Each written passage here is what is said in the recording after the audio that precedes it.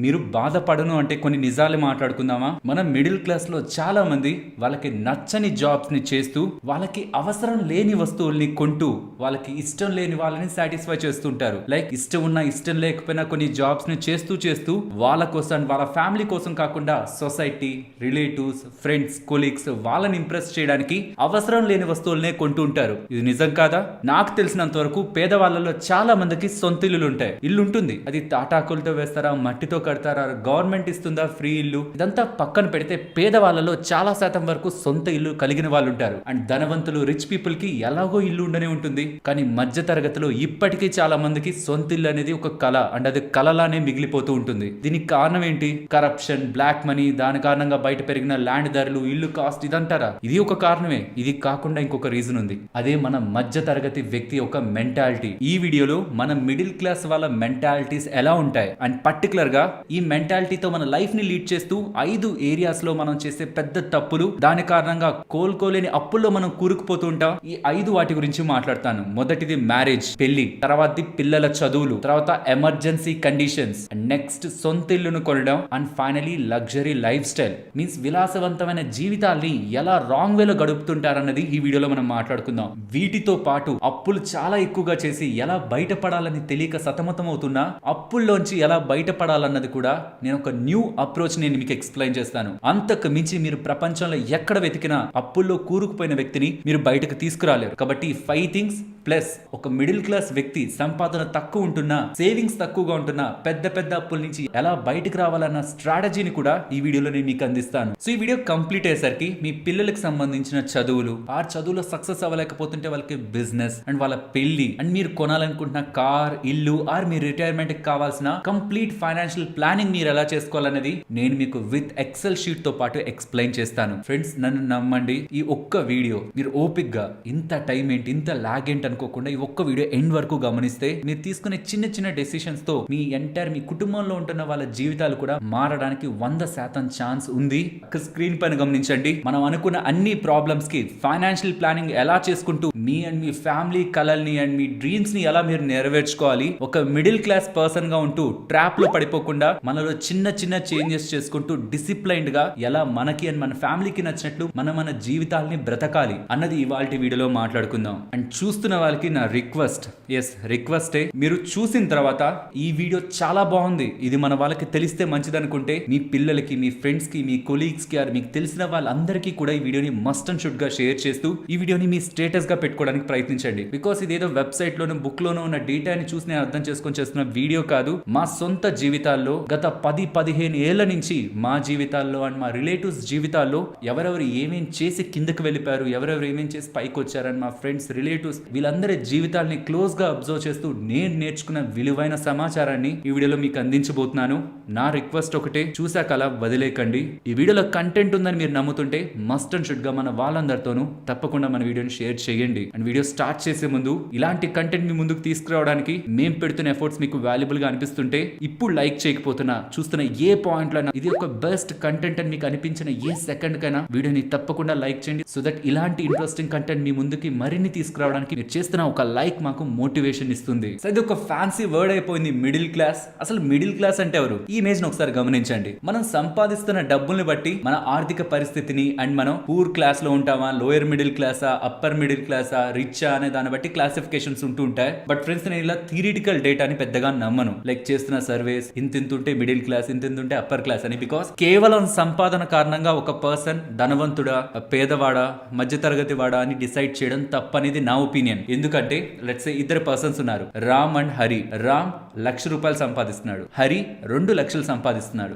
ఎవరు డబ్బులు ఉన్న వాళ్ళంటే ఏం చెప్తాం? హరియే కదా. కానీ రామ్ సంపాదిస్తున్న జీతం పైన కేవలం ముగ్గురే ఆధారపడ్డారు అనుకుందాం. రామ్, తన ఇద్దరు పేరెంట్స్, కేవలం ముగ్గురే ఆధారపడ్డారు. So 1 lakh divided by 3, 33,000 around అయింది కదా. సో పర్ పర్సన్ కి ప్రతి నెల ₹33,000 దగ్గరగా రామ్ సంపాదిస్తున్నది వెళ్తూ ఉంది, ఇంక్లూడింగ్ రామ్ తో పాటు. అదే హరి దగ్గరకు వచ్చేసరికి తన 2 లక్షల జీతం పైన 8 మంది ఆధారపడ్డారు అనుకుందాం. తను, తన పేరెంట్స్, తన వైఫ్ అండ్ తన బ్రదర్, సిస్టర్, ఇలా 8 మంది ఆధారపడ్డారు అనుకుందాం. ప్రతి ఒక్క కుటుంబ సభ్యునికి ఎంత వెళ్తుంది? 25,000 దగ్గరగా వెళ్తుంది. సో కాబట్టి ఎవరు ఎంత సంపాదిస్తున్నారన్న దాన్ని బట్టి వాళ్ళ ఆర్థిక పరిస్థితిని డిసైడ్ చేయొద్దు. వాళ్ళు సంపాదిస్తున్న దానిపై ఎంతమంది ఆధారపడుతున్నారన్న దాన్ని బట్టే వాళ్ళ ఆర్థిక పరిస్థితి ఆధారపడి ఉంటుంది. కానీ మిడిల్ క్లాస్ ఒకప్పుడు బానే ఉండేది. సంపాదిస్తున్న దాంతో మిగలు పెట్టుకోవడం, ఒక స్థలం కొనడం, ఒక ఇల్లు కొనడం, మోస్ట్లీ సుఖంగా సంతోషంగానే ఉండేవాళ్ళు. కానీ గత 10 సంవత్సరాల నుంచి ఏం జరుగుతూ వచ్చిందంటే, due to social media or movies or surroundings లో ఉంటున్న ఎన్విరాన్మెంట్ ని బట్టి పర్సన్ ఒక లివింగ్ స్టాండర్డ్స్ అండ్ వాళ్ళ బౌండరీస్ మారుతూ వచ్చాయి. లైఫ్ స్టైల్ ఎక్స్పెన్సెస్ పెరుగుతూ వచ్చాయి. దీని కారణంగా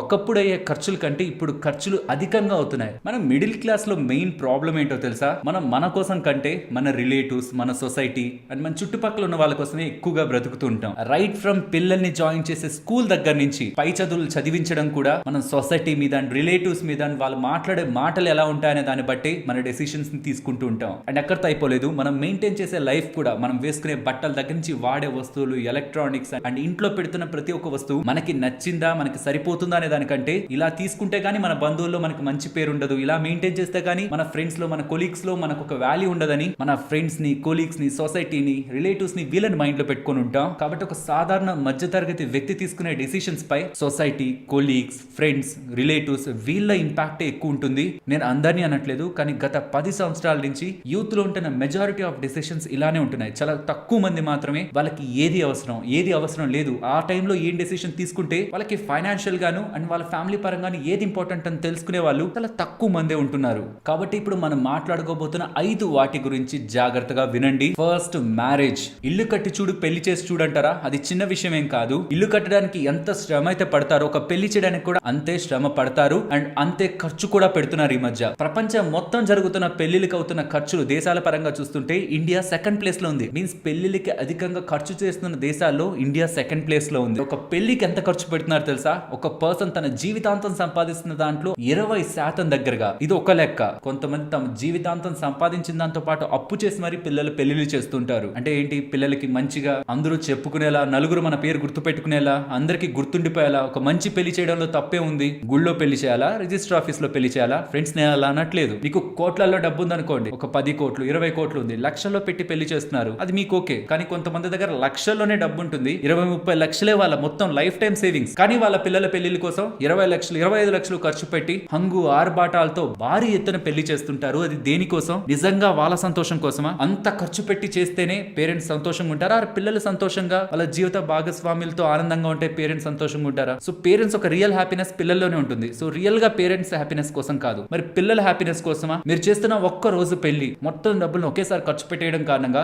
రేపు వాళ్ళు వాళ్ళ జీవితాల్లో ఆర్థికంగా ఇబ్బందులు పడినప్పుడు వెనక్కి తిరిగి మీ సైడ్ చూసే ఒక అవకాశాన్ని మీరు ఇస్తున్నారా? ఉంటుందా? మీరు ఇచ్చే స్కోప్ ఏదైనా? మీరే అప్పుల్లోకి వెళ్ళుంటారా పెళ్లి చేసి? సో మీకోసం కాదు, పిల్లల కోసం కాదు, మరి ఎవరి కోసం? రిలేటివ్స్ కోసం, మీ చుట్టుపక్కల ఉన్న వాళ్ళ కోసం. వాళ్ళ కూతురు పెళ్లి అలా చేశారు, వాళ్ళ కొడుకు పెళ్లి అలా చేశాడు. ఆర్ మీరు అమ్మాయి అయితే అబ్బాయి వాళ్ళు ఏమనుకుంటారు, అబ్బాయి అయితే అమ్మాయి వాళ్ళు ఏమనుకుంటారు. ఇవన్నీ మీ థాట్స్, ఇవన్నీ మీ బ్రెయిన్ లో ఉండి పెట్టాల్సిన దగ్గర పెట్టడానికంటే ఇంకా ఎక్కువ పెడుతుంటారు. సో పెళ్లి దగ్గర ఎలా మనీని సేవ్ చేయాలి అది మొదట తెలుసుకుందాం. తర్వాత పెళ్లి కోసం, మీ పిల్లల పెళ్లి కోసం ఎలా సేవ్ చేయాలి అది సెకండ్ తెలుసుకుందాం. కానీ ఈ రెండు మాట్లాడుకునే ముందు మీరు ఇలా చెప్పేస్తారు, కానీ మేము తక్కువ పెట్టి చేసామంటే, కొంచెం తగ్గించి చేసామంటే, అమ్మో ఇంకేమైనా ఉందా, మొత్తం బంధువుల్లో మేము నానిపోతాం, అందరూ ఒక్కొక్క మాట అనుకుంటారంటే, మనం కష్టాల్లో ఉంటే అదే బంధువులు వెనక్కి తిరిగి కూడా చూడరు. చక్కెర ఉన్న దగ్గరికే చెవులు ఉంటాయి అండ్ డబ్బులున్న వాళ్ళకే బంధువులు ఆప్యాయంగా పలకరిస్తారు. మనం పేదరికంలోకి వెళ్ళిపోయామంటే చూడండి, అప్పటి వరకు క్లోజ్ గా ఉన్న బంధువులు అండ్ రిలేటివ్స్ కూడా మనకి ఫోన్ చేసి ఎలా ఉన్నావు అండ్ ఇక్కడికి రా అని అడగడానికి కూడా 1-2 సార్లు ఆలోచిస్తారు. బికాస్ ఆ టైంలో కూడా మనం ఏమన్నా డబ్బులు అడుగుతామేమో అని. కాబట్టి ఎదుటి వాళ్ళ కోసం మనల్ని మనం ఆర్థికంగా అణిచి వేసుకోవడం మనం చేస్తున్న పెద్ద పాపం. ఇంకా చెప్పాలంటే పిచ్చితనం. ఎవరైనా మనల్ని పిసినారులు అనుకున్నా తప్పేం లేదు. వాడు పిసినారాడు, వాడు ఏం ఖర్చు పెట్టాడు, వాడు ఇలా చేశాడు అలా చేశాడు అనుకున్నా తప్పేం లేదు. మీరు ఎప్పుడు కాల్ చేసినా ఫోన్ లిఫ్ట్ చేసే రిలేటివ్స్ ఉంటారు,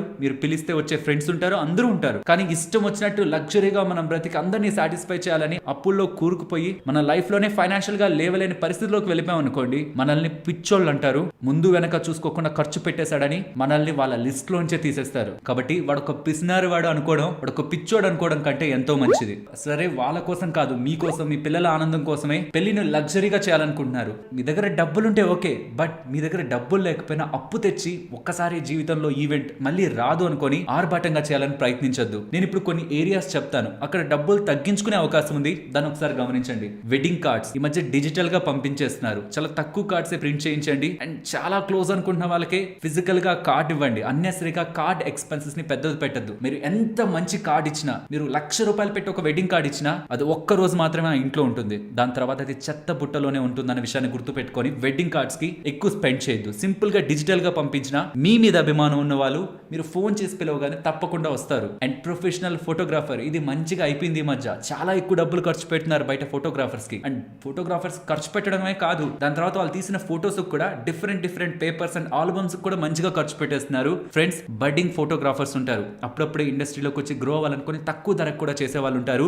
వాళ్ళ వెనక పడండి, కానీ ఎవరు బెస్ట్, మొత్తంలో ఎవరు బెస్ట్ అని చూడొద్దు. అప్పుడప్పుడే స్టార్ట్ అవుతున్న వాళ్ళ పోర్ట్ఫోలియోని కూడా చూడండి. మీరు రీసెంట్ టైమ్స్ లో తీసిన ఫోటోస్ ఏంటన్నది అడగండి, వాళ్ళు చూపిస్తారు. అవి మీకు నచ్చితే వాళ్ళనే సెలెక్ట్ చేసుకోండి. చాలా పెద్ద డిఫరెన్స్ కనిపిస్తుంది. రీసెంట్ టైమ్స్ లో కూడా నేను అబ్జర్వ్ చేశాను. డబుల్ ఆర్ ట్రిపుల్ ఎక్కువగా చార్జ్ చేస్తుంటారు ఆ ఏరియాలో ఉంటున్న టాప్ ఫోటోగ్రాఫర్స్. అండ్ మీరు బుక్ చేస్తున్న హోటల్ ఆర్ వెన్యూ కూడా ఏది బెస్ట్, ఏది మంచిది, ఏది ఎక్స్ట్రాడినరీ అనే దానికంటే మన అవసరాలకు తగిన హోటల్ ఆర్ ఆ వెన్యూని బుక్ చేసుకోవడం కారణంగా కూడా మీరు సేవ్ చేసుకోవచ్చు. అండ్ బట్టలండి, మనం ఎంత లగ్జరీగా మీరు బట్టల్ని కొన్నా మీరు అది పెళ్లి రోజు తప్పితే ఇంకొక రోజు వేసుకోలేరు.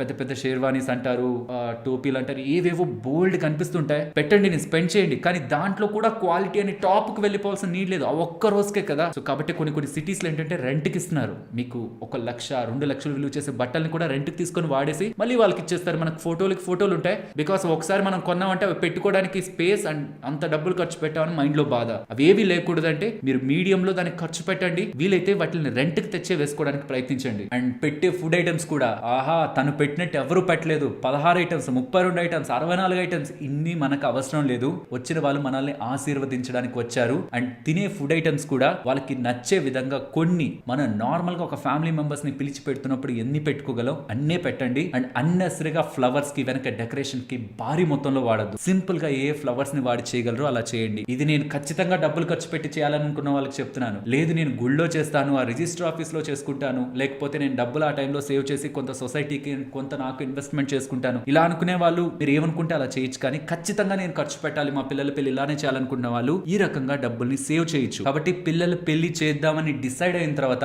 మీరు, మీ పిల్లలు అండ్ అవతలి వాళ్ళ పేరెంట్స్, ఆ అబ్బాయి మొత్తం అందరూ ఒక దగ్గర కూర్చొని పెళ్లికి ఎంత ఖర్చు చేయాలనుకుంటున్నారు, వేటికి ఎంత చేద్దాం అనుకుంటున్నారు, వాటి గురించి ఒకసారి మాట్లాడుకోండి. మేమైతే తగ్గించి చేద్దాం అనుకుంటున్నాం పిల్లల భవిష్యత్తు కోసం. అలా మిగులుతున్న దాన్ని వాళ్ళకి స్టాక్ మార్కెట్ లోనో, ల్యాండ్ పరంగానో, ఫిక్స్ డిపాజిట్ పరంగానో, వారి ఇద్దరు రూట్స్ లో ఏదైనా ఇన్వెస్ట్మెంట్ చేయాలనుకుంటున్నాం, అది పెళ్ళవుతున్న ఇద్దరికి అండ్ తర్వాత వస్తున్న జనరేషన్ కూడా ఉపయోగపడుతుందని ఒకవేళ మీరు ఆలోచిస్తుంటే, ఆ పెళ్ళవుతున్న పెళ్లి కూతురు, పెళ్లి కొడుకు అండ్ వాళ్ళ పేరెంట్స్ తో అందరూ కూర్చొని ఒక్కసారి మాట్లాడుకుంటే అన్నెసెసరీగా ఎక్కడెక్కడ ఖర్చు చేయకుండా సింపుల్ గా ఎలా చేసుకోవాలన్నది మీరే మీ అంతటిగా డిసైడ్ చేసుకోవచ్చు. మీ పిల్లల ఫ్యూచర్ కంటే మీ రిలేటివ్ సాటిస్ఫాక్షన్ పెద్దదేం కాదు. లైఫ్ లో ఒకేసారి జరిగే ఈవెంట్, ఇది ఘనంగా చేస్తేనే అందరికీ గుర్తుండిపోతుందని అందరినీ మైండ్ లో పెట్టుకొని లేనిపోని అప్పులతో ఆర్థిక సమస్యల్ని మీపై వేసుకొని నెక్స్ట్ ఫ్యూచర్ లో మీకు, మీ కుటుంబానికి ఆర్థిక సమస్యల్ని భారంగా మార్చొద్దు. ఫైనాన్షియల్ ప్లానింగ్ లో ఎలా వీటి పరంగా మీరు ప్లాన్ చేసుకొని మీరు అనుకున్న రీతిలో, లైక్ మీ పిల్లలకి 20 లక్షలు పెట్టి పెళ్లి చేయాలనుకుంటున్నారు, 30, 50, 6 కోటి పెట్టి కూడా పెళ్లి చేయాలనుకుంటున్నారు, ఎలా చేయొచ్చు ముందు నుంచి మీ ప్రీ ప్లాన్డ్ గా ఉంటే అన్నది కూడా నేను ఎక్స్ప్లెయిన్ చేస్తాను ఫైనాన్షియల్ ప్లానింగ్ లో. రెండవది పిల్లల చదువులు. ఇది పేరెంట్స్ అండ్ స్టూడెంట్స్ ఇద్దరు ఆలోచించాల్సిన విషయం. ఫస్ట్ పేరెంట్స్ గురించి మాట్లాడుకుందాం. తల్లిదండ్రులతో చెప్తున్నాను, మీరు ఎదుగుతూ వచ్చిన లైఫ్ లో మీకు ఎలా కనిపించుంటుందంటే సొసైటీ, చదువుకున్న వాళ్ళకే మంచి స్థానం ఉంది, చదువుకుంటేనే వాడు ఎదగలడు, చదువుకుంటేనే ఉన్నత శిఖరాలని వాళ్ళు అందుకోగలరు అన్న ఒక మైండ్ సెట్ తో మీరు వచ్చిన లైఫ్ లో మీకు అలా కనిపించుంటుంది. బికాస్ మీరుంటున్న టైం అండ్ మీ ముందుంటున్న జనరేషన్ వాళ్ళలో చదువుకున్న వాళ్ళ సంఖ్య తక్కువ, చదువులేని వాళ్ళ సంఖ్య ఎక్కువ. అండ్ చదువుకున్న వాళ్ళు అలాగో మంచి ఆఫీసర్లు గాను మంచి పొజిషన్స్ లో ఉంటుండేవాళ్ళు. కానీ ఇప్పుడు ఆ సైకిల్ మారింది.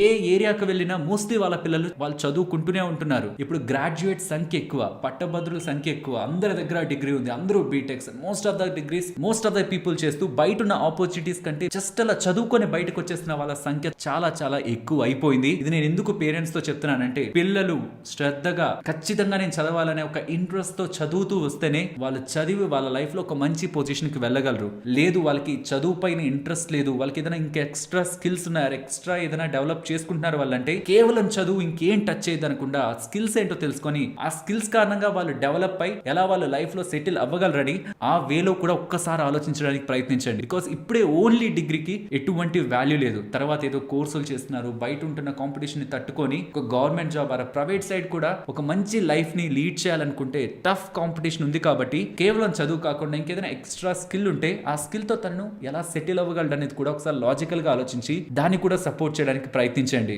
అండ్ ఒకవేళ పిల్లలు ఇంట్రెస్టెడ్ గా చదువుకుంటూ మంచిగా సెటిల్ అవ్వాలని ఒక పట్టుదలతో ఎదుగుతూ ఉంటే దెన్ వాళ్ళ చదువులకి ప్లాన్ చేయాల్సిన బాధ్యత కూడా మీ పైన ఉంది. నేను కట్టిన స్కూల్ ఫీజ్ ఇప్పుడు ఉంటున్న స్కూల్ ఫీజ్ ఆల్మోస్ట్ డబల్ అయిపోయింది, 100% పెరిగిపోయింది. ఇంకొక 10 years తర్వాత అది ఇంకా పెరుగుతుంది. సో రాకెట్ కంటే వేగంగా పెరుగుతున్నాయి స్కూల్ ఫీజ్. కాబట్టి మీ పిల్లల చదువులకి మీరు అది ఇంటర్ తర్వాత జాయిన్ చేస్తున్నా, గ్రాడ్యుయేషన్ కోసం లైక్ బీటెక్, ఎంబీబీఎస్ వాటికి జాయిన్ చేస్తున్నా, ఇంకా పై చదువులు అమెరికాకు వెళ్లి చదివించడం, ఇతర దేశాలకు పంపించాలనుకుంటున్నా, ఇప్పటి నుంచి మీరు ప్లాన్ చేశారంటే, పిల్లలు పుట్టినప్పటి నుంచి మీరు ప్లాన్ చేశారంటే, మీరు ₹1 అప్పు చేయకుండా, బ్యాంక్ లో కూడా లోన్ తీసుకోకుండా వాళ్ళని పంపించవచ్చు. అదే నేను మీకు ఫైనాన్షియల్ ప్లానింగ్ లో ఎక్స్ప్లెయిన్ చేస్తాను. ఇదనే కాదు, ఏదైనా మీరు ప్రీ ప్లాన్డ్ గా ఉంటే, ఒక 10 years 20 years ముందు నుంచి ప్లాన్ చేస్తే ప్రతి పెద్ద ఆర్థిక ఇబ్బందులు కూడా మీకు చాలా చిన్నవిగా కనిపిస్తాయి. బట్ నేను పేరెంట్స్ ని రిక్వెస్ట్ చేస్తున్నది, బలవంతంగా పిల్లల్ని ఇందులో జాయిన్ అవ్వు, ఎలా అయినా చదవాల్సిందని ఫోర్స్ చేయొద్దు. కూర్చోండి, మాట్లాడండి. నేను చదవను, నేను ఇలా వెళ్తా అలా వెళ్తా అంటే వదలద్దు, ఖచ్చితంగా చదివించండి. ఎందుకంటే చదువు లేకుండా స్కిల్స్ ఉన్న జ్ఞానం అనేది అంత కంప్లీటెడ్ గా ఉండదు అనేది నా ఒపీనియన్. చదువు ఉండాలి, కానీ చదువుతో పాటు ఇంకేదైనా ఎక్స్ట్రా స్కిల్ ఉంటే దానికి కూడా టైం ని మనీని స్పెండ్ చేస్తూ అందులో కూడా తనని గ్రో చేస్తూ ఉంటే, చదువుతో పాటు ఇంకొకటి గ్రో అవుతుంటే, ఒకవేళ చదువులో తను రాణించలేకపోయినా సొసైటీలో ఆ టైంలో ఉన్న కాంపిటీషన్ తనని వెనక నెడుతున్నా, ఈ స్కిల్ తనని చదువుకున్న వాడికంటే ఎక్కువ డబ్బులు సంపాదించే పర్సన్ గా చెయ్యొచ్చేమో. కాబట్టి జస్ట్ చదువు అనే అనకండి, చదువుతో పాటు మీ పిల్లలకి ఇంకేదైనా అదర్ స్కిల్స్ ఉంటుంటే ఆ స్కిల్ ని కూడా ఎంకరేజ్ చేయండి. ఏమో అందులో వాళ్ళు చాలా పెద్ద పొజిషన్ కి వెళ్తారేమో. ఇప్పుడు స్టూడెంట్స్ ఇది విని హ్యాపీగా ఫీల్ అవుతుంటే నేను స్టూడెంట్స్ కూడా ఇది చెప్పాలనుకుంటున్నాను. చాలా మంది స్టూడెంట్స్, నాకు వైల్డ్ లైఫ్ ఫోటోగ్రఫీ అంటే ఇష్టం, నేను అడవిలోకి వెళ్తాను కెమెరాను పట్టుకొని. నాకు ఫ్యాషన్ డిజైనింగ్ అంటే ఇష్టం, నేను ఫ్యాషన్ డిజైనింగ్ చేస్తాను. లేకపోతే నాకు మోడలింగ్ అంటే ఇష్టం, లేకపోతే నాకు సినిమా తీయడం అంటే ఇష్టం, నేను ఒక స్క్రిప్ట్ రైటర్ అవుతాను, నేను ఒక డైరెక్టర్ అవుతాను, నేను ఒక మ్యూజిషియన్ అవుతాను, నేను ఒక యాక్టర్ అవుతాను, నేను ఇలా అవుతాను అలా అవుతాను అని పేరెంట్స్ ని భయపెడుతున్నారు. పేరెంట్స్ భయపడతారు కదా, బికాస్ మీరు చెప్తున్న ప్రొఫెషన్ లో సొసైటీలో సెటిల్ అయిన వాళ్ళు చాలా తక్కువ. కాబట్టి మీరు అలాంటి ఒక పదం చెప్తున్నప్పుడు, నేను ఇందులో వెళ్తాను అందులో వెళ్తానని, నన్ను వదిలేయండి నాకు అదే ఇంట్రెస్ట్ అని మీరు వాళ్ళని చెప్తున్నప్పుడు, మరి వాళ్ళకి భయం ఉంటుందా ఉండదా, నా పిల్లలు సెటిల్ అవుతారా లేదా అని. మరి దీన్ని ఎలా అప్రోచ్ అవ్వాలి? నాకు బెస్ట్ అనిపించిన అప్రోచ్ మెథడ్ చెప్తాను. నేను డైరెక్టర్ అవ్వాలనుకుంటున్నాను, ఇంట్లోకి వెళ్ళి నేను ఇంకేం చేయను, జాబ్ చేయను, డైరెక్టర్ అయిపోతానంటే వాళ్ళు భయపడతారు. అలా కాకుండా నాకు ఒక 1 year టైం ఇవ్వండి, ఆర్ 2 years నాకు టైం ఇవ్వండి, నేను డైరెక్టర్ అవ్వాలనుకుంటున్నాను, నా దగ్గర స్టోరీ ఉంది, అరే కంటెంట్ ఉందని ముందు వాళ్ళకి చెప్పి వాళ్ళని ఇంప్రెస్ చేసి నాకు ఈ 2 years టైం ఇవ్వండి. 2023 2025 నా డెడ్ లైన్. ఆ లోపుగా నేను చేయలేకపోయానంటే నేను ఏదో రకంగా ఇక్కడ నాకు సొసైటీలో ఉంటున్న జాబ్స్ లో మీకు ఏదైతే ఇంట్రెస్ట్ ఉందో ఆ జాబ్స్ లో నేను జాబ్ చేస్తాను, నేను దాని తర్వాత అది వదిలేస్తాను, నా మైండ్ కంప్లీట్ గా నా లైఫ్ మీద నేను పెడతాను అని మీరు వాళ్ళకి అష్యూరెన్స్ ఇచ్చారనుకోండి. ఆ టైంలో మీ ఏజ్ ఎంత, మీ ఫైనాన్షియల్ కండిషన్ ఏంటి, బికాస్ ఇంట్లో వాళ్ళ ఆర్థిక పరిస్థితి వీక్ గా ఉంటే మీరు వెళ్ళి 2 years తీసుకుంటానన్న వాళ్ళు పంపించలేరు కదా. సో ఆ టైంలో ఉన్న కండిషన్స్ ని వాళ్ళు అనాలిసిస్ చేసుకొని, సరే 2 years అంటున్నాడు, లేకపోతే 1 year అంటున్నాడు, లేకపోతే 6 months అంటున్నాడు, ఒక్కొక్క దానికి ఒక్కొక్క టైం, దాన్ని బట్టి వాళ్ళు డెసిషన్ తీసుకుంటారు. అంతేకాని డైరెక్ట్ గా బోల్డ్ గా నేను ఇదే చేస్తా ఇంకేం చేయను అనే స్టేట్మెంట్స్ వద్దు. అంతేకాని మీకు మనసులో ఒకటి పెట్టుకొని మీకు ఇంట్రెస్ట్ లేని పనులు చేస్తూ అది పేరెంట్స్ కి చెప్పకుండా వాళ్ళ కలల్ని డబ్బుల్ని రెండింటిని వృధా చేయొద్దు. ఎందుకంటే నాకు కొంతమంది తెలుసు, నాకు నా ఫ్రెండ్స్ లో వాళ్ళు కాలేజ్ కి వచ్చారు, చాలా ఎక్కువ ఖర్చు పెట్టేవాళ్ళు, చదివే వాళ్ళు కాదు. తర్వాత అయిపోయింది, ఇక్కడ ఎలాగో జాబ్ రాలేదు, ఎలా అయినా వాళ్ళని సెటిల్ చేయాలని వాళ్ళని అప్పులు చేసి బ్యాంక్ లో లోన్ తీసుకొని, తెలిసిన వాళ్ళ దగ్గర లోన్ తీసుకొని అమెరికాకు పంపించారు. అక్కడ కూడా అంతే, ఎంతసేపు ఇన్స్టాగ్రామ్ లో వాట్సాప్ లో స్టేటస్లు కనిపించేవే. తర్వాత అక్కడ ఒక టైం ఎక్కదు ఉంటది వీసాకి, అది అయిపోయాక ఇండియాకి వచ్చి ఇక్కడ కూడా సెటిల్ అవ్వలేదు కదా అని చెప్పి తెలిసిన దగ్గర ఒక జాబ్ కి ఒకతను ఇంకొకతన్ని బిజినెస్ పెట్టి వాళ్ళ పేరెంట్స్ వాళ్ళు ఆర్థికంగా ఇంపాక్ట్ అవుతూ వాళ్ళ ఆస్తులను అమ్ముకుంటూ సెటిల్ చేయాల్సిన పరిస్థితి. పిల్లలదేముంది, కాలేజ్ లో ఉన్నంత వరకు ఎంజాయ్ చేస్తారు, యూఎస్ కి పంపిస్తే అక్కడ కూడా హ్యాపీగానే ఉంటారు, పార్ట్ టైం చేసుకుంటూ హ్యాపీగా అంతానే ఉంటది. కానీ మీరు దాన్ని నెగ్లెక్టెడ్ గా ఉంటూ దాన్ని పెద్ద సీరియస్ గా తీసుకోకపోతే మిమ్మల్ని కాదు మీ పేరెంట్స్ ని మీరు మోసం చేస్తున్నట్లు. కాబట్టి నిజంగా మీ పేరెంట్స్ మీద మీకు మంచిగా ఇష్టం ఉంటే మీ మనసులో ఉన్న నిజాలను వాళ్ళతో చెప్పండి. అండ్ ఒకవేళ మీకు చదువు మీద ఇంట్రెస్ట్ ఉంటే ద బెస్ట్ రిజల్ట్స్ ఇస్తూ మీరు క్వాలిటీ ఆఫ్ సబ్జెక్ట్ నేర్చుకుంటూ ఎదిగే ప్రయత్నం చేస్తే మీకు ఫీజు తక్కువ అవుతుంది, మీకు కట్టాల్సిన ఫీజులు తక్కువ అవుతుంటాయి. మెరిట్ లో అండ్ స్కాలర్షిప్ లోనే మీకు పెద్ద పెద్ద యూనివర్సిటీస్ లో ఫ్రీగా సీట్స్ వస్తూ మీ పేరెంట్స్ పై బర్డెన్ తగ్గుతుంది. మీ పేరెంట్స్ ని ఆర్థికంగా కిందకి తొక్కాలన్నా, ఆర్థికంగా పైకి తీసుకురావాలన్నా అది కేవలం పిల్లల చేతిలోనే ఉంటుంది. కాబట్టి దయచేసి parents and students as a friends గా బిహేవ్ చేస్తూ కలిసి కూర్చొని మాట్లాడుకొని ఏది మంచిది కాదు, మనం ఎంత ఖర్చు పెడుతున్నాం, దానికి నిజంగా దాని తర్వాత మీరు న్యాయం చేయగలరా, లాజికల్ గా ఫైనాన్షియల్ గా as a father and son లా కాకుండా ఫ్రెండ్స్ లా మాట్లాడుకొని మనసులో ఉన్న మాటలు చెప్పుకుంటున్నప్పుడే చాలా మంది పేరెంట్స్ వాళ్ళ ఆశల్ని, వాళ్ళ టైం ని, వాళ్ళ ఎనర్జీని, వాళ్ళ మనీని పిల్లల పైన వేస్ట్ చేసుకోరు. అండ్ ఎడ్యుకేషన్ ఎలా ప్లాన్ చేయాలనేది కూడా ఇవాళ ఫైనాన్షియల్ ప్లానింగ్ లో నేను మీకు ఎక్స్ప్లెయిన్ చేస్తాను ఆ టాపిక్ లో. And third topic emergency. చాలా మంది మన మిడిల్ క్లాస్ ఫ్యామిలీస్ లో మనం వింటూ ఉంటాం, నాకు నా పేరెంట్సే సర్వస్వం, నా వైఫ్, నా చిల్డ్రన్ వాళ్ళే నా జీవితం, పిల్లల కోసమే నేను బ్రతుకుతున్నాను, నా జీవితంలో నాకు ఏదైనా ముఖ్యమైనది ఉంటే అది నా పిల్లలే, నా వైఫ్, నా పేరెంట్స్ వీళ్ళే నాకు ఇంపార్టెంట్, వాళ్ళే నా జీవితం, వాళ్ళు లేకపోతే నా జీవితం లేదు అని ఒక ఫ్యామిలీ గురించి మనం చాలా స్ట్రాంగ్ గా ఉంటాం కదా, ఎమోషనల్ గా ఉంటాం, ఏదన్నా జరిగిపోతుంది, ఏదన్నా ఒప్పుకుంటాం. కానీ పిల్లల్ని ఎవరైనా ఒక మాట అన్నా, మన పేరెంట్స్ ని, ఫ్యామిలీని ఎవరైనా ఒక మాట అన్నా తీసుకుంటామా? ఎంతో స్ట్రాంగ్ గా మన ఫ్యామిలీని కాపాడుకుంటూ వస్తుంటాం కదా. ఇన్ఫాక్ట్ ఓవర్ టైం చేయమన్నా, ఇది చేస్తే ఇంకా ఎక్కువ డబ్బులు వస్తుందని, మన హెల్త్ నాశనం అవుతుందని తెలుస్తున్నా మనం కష్టపడేదే మన ఫ్యామిలీ కోసం కదా. ఎంతో ప్రేమిస్తుంటాం కదా ఫ్యామిలీని. అలా ప్రేమిస్తూ సంపాదిస్తున్న డబ్బులతో మనం ఫ్యామిలీకి ఏమి ఇవ్వాలని చూస్తుంటాం? వైఫ్ కానీ పేరెంట్స్ కానీ లగ్జరీగా వాళ్ళని ఎక్కడైనా తిప్పాలి, వాళ్ళకి మంచి బట్టలు కొనివ్వాలి, వాళ్ళకి మంచి కాస్ట్లీ మొబైల్స్ ఇవ్వాలి, ఎక్స్పెన్సివ్ రెస్టారెంట్స్. అండ్ పిల్లలు వాళ్ళ ఫ్రెండ్స్ తో కంపేర్ చేస్తే ఆర్థికంగా తక్కువగా ఉన్నారని వాళ్ళకి ఎప్పుడు మనసులోకి రాకూడదని నిరంతరం మనం పోరాడుతూనే కదా కష్టపడుతూ ఉంటాం. కానీ ఫ్రెండ్స్, నాకు ఇది ఒకటి చెప్పండి, ఇప్పుడు మీరు చేస్తున్న జాబ్ బై ఎనీ రీజన్, ఏదో ఒక కారణం చేత ఒక 3 నెలలు మీకు శాలరీ ఇవ్వకపోతే మీ లైఫ్ ఇప్పుడు ఎలా ఉందో, మీ పిల్లలు, మీ ఇంట్లో ఉన్న వాళ్ళ లైఫ్ ఇప్పుడు ఎలా ఉందో, ఇంకొక 3 నెలల బ్రతికేలా మీ దగ్గర రిజర్వ్ ఉందా? బ్యాంక్ లో డబ్బులు ఉందా? ఒకవేళ బ్యాంక్ బ్యాలెన్స్ చాలా తక్కువ ఉండి నియర్ టు జీరో ఉంటే దెన్ మీరు నిజంగా మీ ఇంట్లో వాళ్ళని ప్రేమిస్తున్నట్టు కాదు. ఎస్, ఇది వినడానికి మేబీ నన్ను తిట్టుకోవచ్చేమో, ఏంటి ఇలా మాట్లాడుతున్నానని. నిజంగా మనం వాళ్ళని ప్రేమిస్తే ఇంట్లో వాళ్ళపై మనకి ఒక బాధ్యత ఉంటది. ఏదైనా జరిగినప్పుడు వాళ్ళ పరిస్థితి ఏంటనే ఒక ఆలోచన ఉంటది. అది మనం లేదంటే మనం ఒకసారి మళ్ళీ ఆలోచించాలి. సో ఎమర్జెన్సీ కండిషన్ వచ్చినప్పుడు, జాబ్ రిస్క్ లోకి వెళ్ళినప్పుడు మనల్ని కాపాడేదే ఎమర్జెన్సీ ఫండ్. ప్రతి ఒక్కరూ సంపాదించడం మొదలు పెట్టాక వాళ్ళ గురించి కాదు, వాళ్ళ ఇంట్లో వాళ్ళ గురించి ఆలోచించి ప్రతి నెల వాళ్ళకి ఎంతెంత ఎక్స్పెన్సెస్ ఖర్చులు అవుతుంటాయో multiplied by 12 or multiplied by 6, minimum 6, 6 నెలలకి సరిపడే ఎంతెంత ఎక్స్పెన్స్ అవుతూ ఉంటుందో అంత డబ్బుల్ని ఫిక్స్ డిపాజిట్స్ లో ఆర్ ఏదైనా ఇతర రూట్స్ లో, డెట్ ఇంకేదైనా ఇతర రూట్స్, ఈజీగా యాక్సెస్ చేయగలిగే రూట్స్ లో మీరు ఇన్వెస్ట్ చేయాలి. మీరు దాచుకోవాలి. రిస్క్ మనకి చెప్పి రాదు. ఏ సందర్భంలో ఏం జరిగినా మనల్ని అండ్ మన ఫ్యామిలీని కొన్ని నెలల పాటు కాపాడడానికి మన దగ్గర డబ్బులు లేకపోతే లిటరలీ మనం గాల్లో దీపం పెడుతున్నట్టే. ఏ క్షణంలో ఏదైనా అందరూ ఒక్కసారిగా షాక్ అవుతారు. ఆలోచించుకునే టైం, ఇంకొక జాబ్, ఇంకొక ఆపర్చునిటీకి వెతికే టైం మనకి ఇచ్చేదే ఆ emergency fund. So first thing, job risk నుంచి మనల్ని, మన ఫ్యామిలీని ప్రొటెక్ట్ చేసేది ఎమర్జెన్సీ ఫండ్. క్లియర్ కదా? ఇప్పుడు ఒక పర్సన్ కి బ్యాంక్ బ్యాలెన్స్ జీరో ఉండి ఆర్ బ్యాంక్ లో ఒక 5 లక్షలు 10 లక్షలు డబ్బులు ఎప్పటి నుంచో సేవ్ చేసుకుంటూ వచ్చి సడన్ గా తనకి, తన ఇంట్లో వాళ్ళకి హెల్త్ ప్రాబ్లం వచ్చింది అనుకోండి, హాస్పిటల్ కి తీసుకువెళ్ళాక వాళ్ళు ఒక 3 లక్షలు 5 లక్షలు హాస్పిటల్ బిల్ లేకపోతే సర్జరీ చేయాలి, ఇది చేస్తేనే మంచిగా రికవర్ అవుతారని చెప్తే దానికి సంబంధించిన డబ్బుల కోసం తన బ్యాంక్ అకౌంట్ అంతటిని ఖాళీ చేసినా ఆర్ బ్యాంక్ లో జీరో ఉండి తను వేరొక దగ్గర నుంచి అప్పు తీసుకొచ్చి ఆ హాస్పిటల్ కి బిల్ కడుతున్నా, దెన్ అది కూడా వాళ్ళు చేస్తున్న పెద్ద మిస్టేక్. బికాస్ ఒక చిన్న హెల్త్ ఇన్సూరెన్స్ తీసుకుని ఉంటే తనకి, తన ఫ్యామిలీకి వస్తున్న హెల్త్ ప్రాబ్లమ్స్ ని హెల్త్ ఇన్సూరెన్స్ చూసుకునేది. కాబట్టి ప్రతి ఒక్కరి జీవితంలోనూ వాళ్ళ ఇంట్లో వాళ్ళు ఆర్థికంగా నిలదొక్కుకోవాలనుకుంటే ఖచ్చితంగా హెల్త్ ఇన్సూరెన్స్ ఆ వ్యక్తికి ఉండాల్సిందే. మీరు స్టాక్ మార్కెట్ లో ఇన్వెస్ట్మెంట్ చేయకపోయినా పర్లేదు, గోల్డ్ లో ఇన్వెస్ట్మెంట్ చేయకపోయినా పర్లేదు, luxury gift, car, mobile, expensive cloth, వేటిని వేసుకోకపోయినా పర్లేదు, వేటిని కొనకపోయినా పర్లేదు, ఖచ్చితంగా ఇన్సూరెన్స్ ని కొనండి. ఇవేం లేకపోయినా మీరు ఆనందంగా నిద్రపోగలరు, ఇవేం లేకపోయినా మీరు మీ ఇంట్లో వాళ్ళతో సంతోషంగా ఉండగలరు. కానీ ఇది లేకపోతే రేపు మనకు వచ్చే ప్రాబ్లం కి మనం ఆన్సర్ ని వెతకడంలో చాలా పెయిన్ ని మనం భరించాల్సి వస్తుంది. Emergency fund and health insurance. And మూడవది, ఇది మరీ ముఖ్యంగా, మనం సంపాదిస్తున్న దాని మీద మన ఇంట్లో వాళ్ళందరూ ఆధారపడుతున్నారంటే దెన్ నేను ఇంకా సంపాదిస్తాను, ఇంకా వాళ్ళని మంచిగా చూసుకుంటాను అని ఆలోచించే ప్రతి ఒక్కరు కూడా నేను లేకపోతే వాళ్ళ పరిస్థితి ఏంటని ఒక్కసారైనా ఆలోచించాలి. నేను మళ్ళీ చెప్తున్నాను, మీ ఇంట్లో వాళ్ళకి ఎక్స్పెన్సివ్ గిఫ్ట్స్, ఎక్స్పెన్సివ్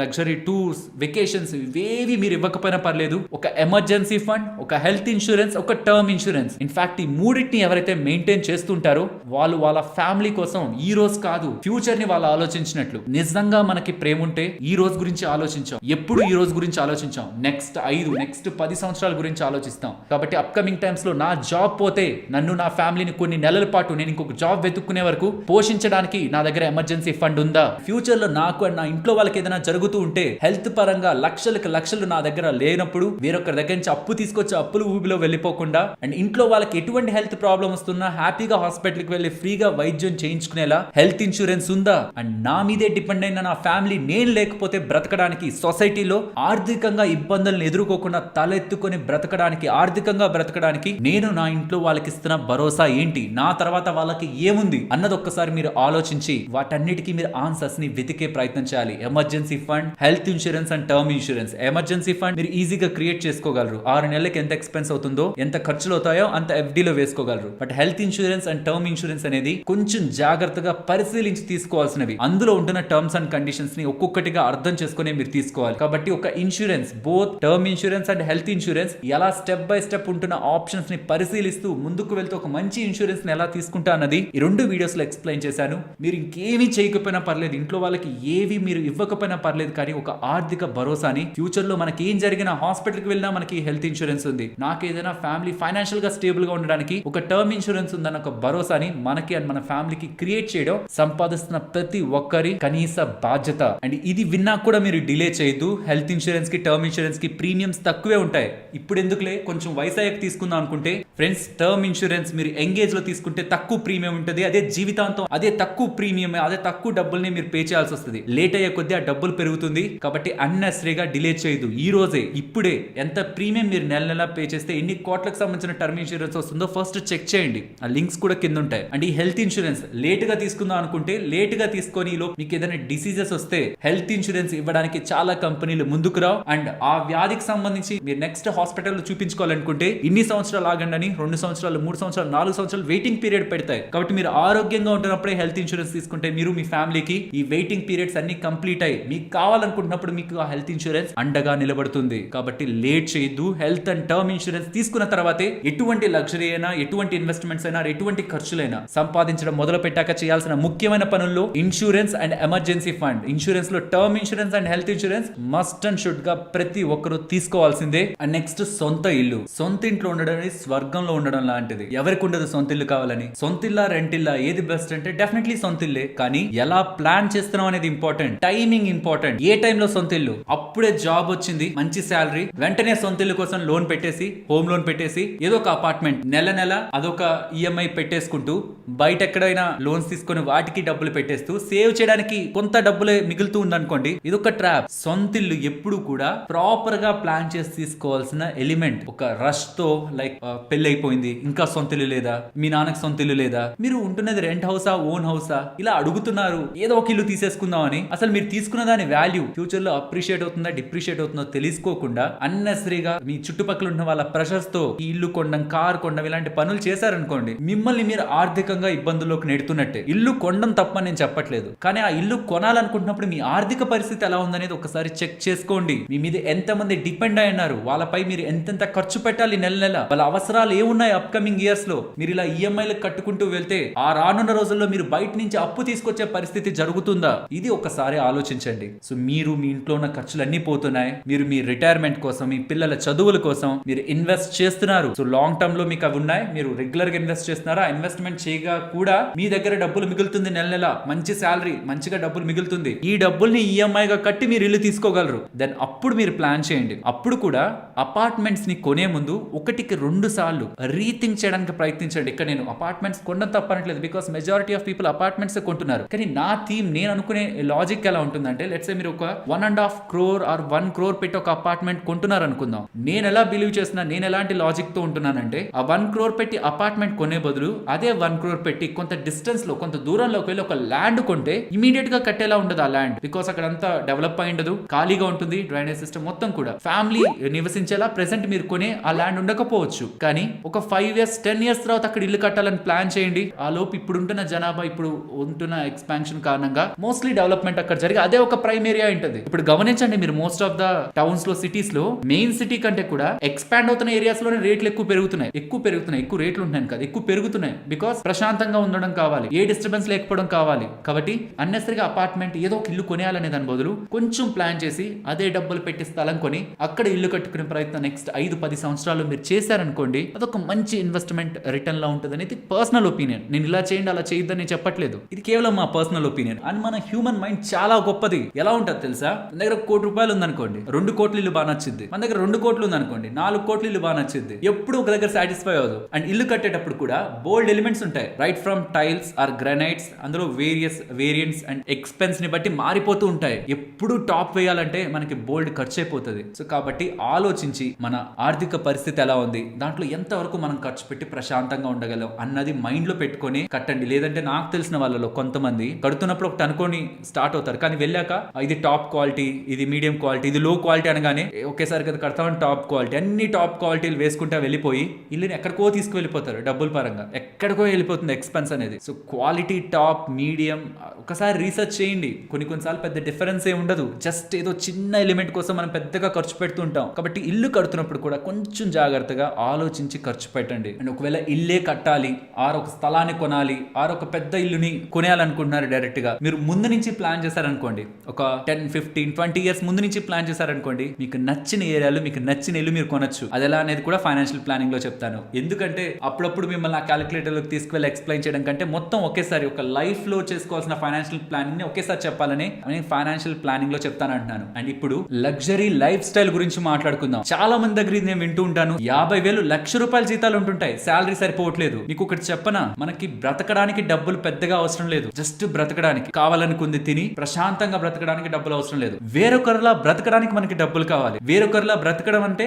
వాళ్ళలా బట్టలు వేసుకోవడం, వాళ్ళలా మొబైల్ కొనడం, వాళ్ళు వెళ్ళిన టూర్లకు వెళ్ళడం, వాళ్ళలా కారులో తిరగడం, వాళ్ళలా ఒక పాష్ మెయింటెనెన్స్ చేయడం. ఆ లైఫ్ స్టైల్ కి మనకి డబ్బులు కావాలి. నేను అలా ఉండడం తప్పనట్లేదు. బికాస్ ఒక్కొక్కరికి ఒక్కొక్క ఇష్టం ఉంటుంది. కొంతమందికి బట్టలు అంటే ఇష్టం, కొంతమందికి జ్యువెలరీ అంటే ఇష్టం, కొంతమందికి కార్, కొంతమందికి ఇల్లు, కొంతమందికి లగ్జరీ ఐటమ్స్, ఎలక్ట్రానిక్స్ అంటే ఇష్టం. ఇష్టాన్ని పక్కన పెట్టుకోమని నేను చెప్పట్లేదు, కానీ అది మన ఆర్థిక పరిస్థితికి సంబంధించి లోబడి ఉందా, అది మనం క్రాస్ అయి పైకి వెళ్ళిపోతున్నామా? బికాస్ పేరెంట్స్ ని పిల్లలు బలవంతం చేస్తారు. ఎప్పుడు నాకు అదే, నాకు ఇది కొనివ్వవా, మా ఫ్రెండ్స్ దగ్గర ఇది ఉంది, మరి నా దగ్గర లేదు, ఎందుకు ఇంట్లో నాకు ఏమి ఇచ్చారు అని పేరెంట్స్ ని క్వశ్చన్ చేసే పిల్లలు ఉన్నారు. అంతేకాని పిల్లల్ని క్వశ్చన్ చేసే పేరెంట్స్ లేరు. అలాగే వైఫ్ హస్బెండ్ ని, వాళ్ళు ఇలా ఉన్నారు, వీళ్ళు ఇలా ఉన్నారు, నాకు ఇక్కడికి తీసుకువెళ్ళు, అక్కడికి తీసుకువెళ్ళి, ఇది కొనివ్వని వైఫ్ హస్బెండ్ ని, ఒకవేళ హస్బెండ్ జాబ్ చేస్తూ వైఫ్ చేయకపోతుంటే, ఒకవేళ వైఫ్ జాబ్ చేస్తూ హస్బెండ్ చేయకపోతున్నా, హస్బెండ్ తక్కువ శాలరీ అవుతున్నా, వైఫ్ దే కంట్రోల్ అనుకుంటున్నా, హస్బెండ్ రిలేటెడ్ గా నువ్వు ప్రెషర్స్ కనిపిస్తూ ఉంటాయి. ఇలా చేద్దాం, అలా చేద్దాం, నాకు ఇది కావాలి, నేను బిజినెస్ చేస్తాను, ఇలా ఏదో ఒకటి. ఇలా వైఫ్ హస్బెండ్ పైన, హస్బెండ్ వైఫ్ పైన, పిల్లలు పేరెంట్స్ పైన